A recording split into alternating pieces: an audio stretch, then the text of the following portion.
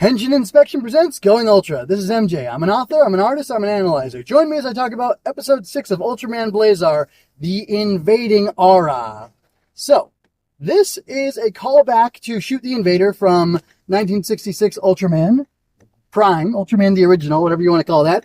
And I like that. I think it's very cool. There's a lot of similar stuff going on in that one. That's the one where Baltan is introduced, and his people are looking for a planet and they want to invade, and there's one Baltan down on Earth, and he's the scout force. And here, similarly, we have this guy whose name I don't remember. He's the scout force as well, except instead of just invading the planet and attacking it, he wants there to be a machine uprising.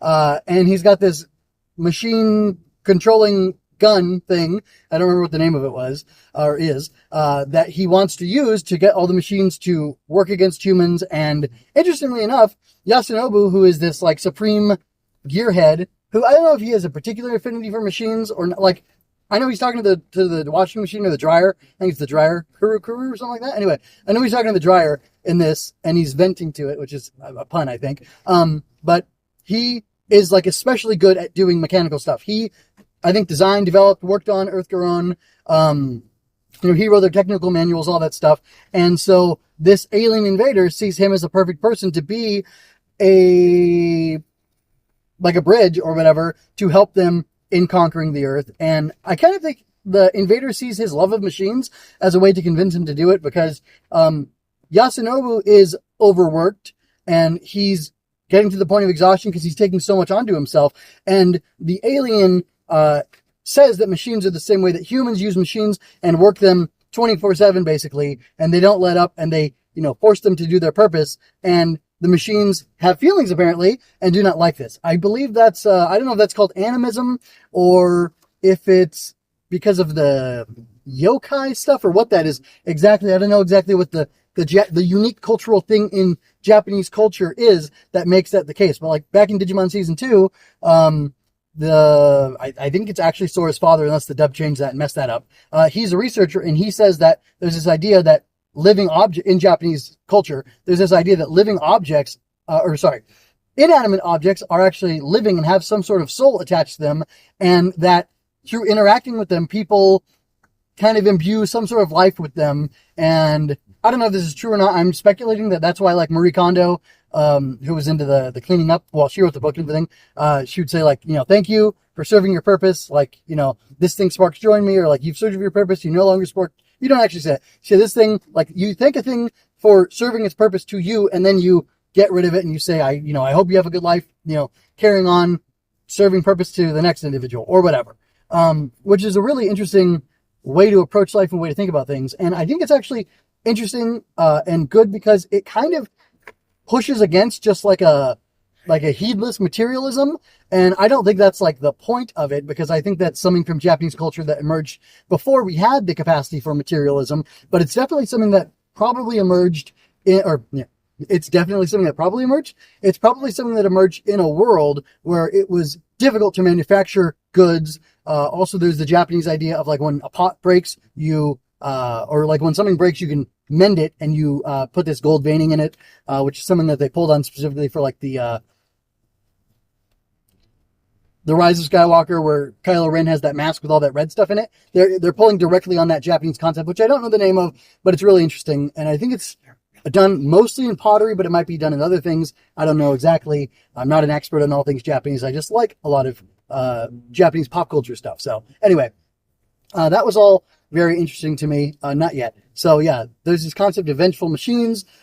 We have this callback to the 1966 Ultraman, but an even cooler callback that we have is, and I remarked on this last review, that I had no idea why Earth-Garon shut down in the middle of the operation against, or not against, really, he was there to test, but when Dorgo was there, why did the Earth-Garon shut down? There was no explanation to it. This episode has the explanation. Earth-Garon shut down because this alien invader purposely had it shut down so we could use its weapon on it so that it could control it in this episode for its plan and plot to take over Earth. So that's really interesting. I'm really impressed that they seeded that. And I think that was really cool. It was a real great moment for the alien, great moment for the writers, great moment for the creative team. It was all fantastic. And hold on, guys, hold on, okay? I like that this alien refers to Earth-Grown as like an entity, and there's been scenes that I've neglected to mention in the past few episodes where Earth-Grown has like opened his mouth and like almost like he's reacting to something, and the alien called Earth-Grown he, and so did I, and I did previously, because Earth-Grown really, will you unbuckle him, please? Earth-Grown really seems to have a personality, even though it's just a machine. But then we also see that when Yasunobu's falling to his death and Blazar is racing to save him, Earth-Grown gets there first and he catches him and then shuts down. And because he was able to somehow break free from the alien's control. And Yasunobu questions that at the end when he's talking to Gento, and he says, maybe that was just a malfunction of some sort and it's not actually, this other thing. And I thought that was really an interesting take from him. And I really liked seeing it happen in the body of the episode. And I thought that was really cool, especially because it reminds me of that moment in Evangelion episode 1 when the arm of Agent Unit 1 comes over and protects Shinji from falling debris that could have killed him.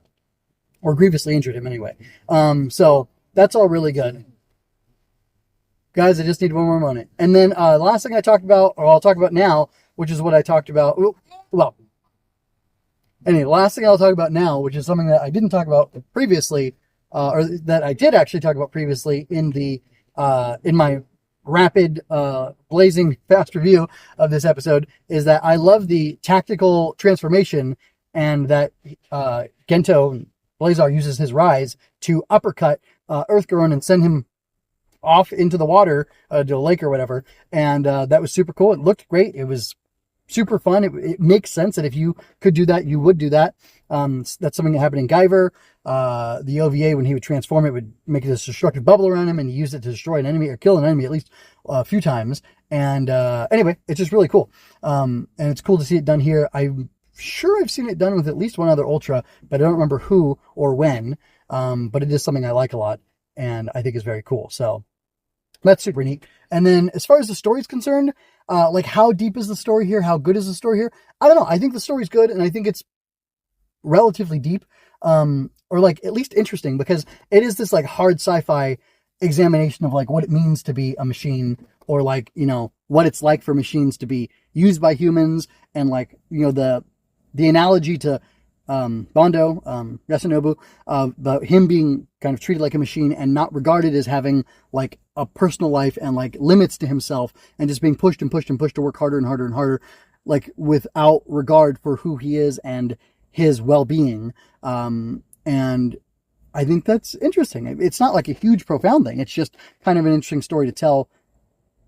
And it's interesting that it was told in this way, and that it paralleled this alien invasion and this machine uprising concept. So I liked it a lot. I thought it was pretty cool. And that's about all I have to say about episode 6 of Blazar. And so this is, I'm striving really hard while I'm working on finishing up my book and getting it ready to be self-published. I'm working really hard to do that while also getting out all these Blazar episodes as quickly as I can, so that I have like daily Ultraman content coming out, including Ultraman Arc, which I'm trying to get out pretty much as soon as I can, as soon as I've watched it. I'm trying to watch it as soon as I can, but I have limitations, so I can only watch it so fast. So anyway, I'm doing that, and I invite you to join me as I continue going through Blazar at lightning speed. And I invite you to check out my stories, which I'll be releasing soon, or it's a book that I'll be releasing soon. I'll be sharing little snippets of it here and there on the website, mjmunoz.com. And you can follow along to see what my progress is there. I'm going to be working on the illustrations this week, probably this coming week, for my chapters to put in the book, because it's a middle grade book and it can have pictures in it, and it's going to be cool. So anyway, until next time, folks, take care, be Ultra. I hope you enjoyed that. Subscribe to keep up with me. Like and share to help me reach more people like you. And go to mjmunoz.com to find your next favorite thing. And don't forget to let your voice be heard. Stories are always better when you're part of the conversation. Until next time, be well. This is MJ signing out. This has been a Story Over Everything production.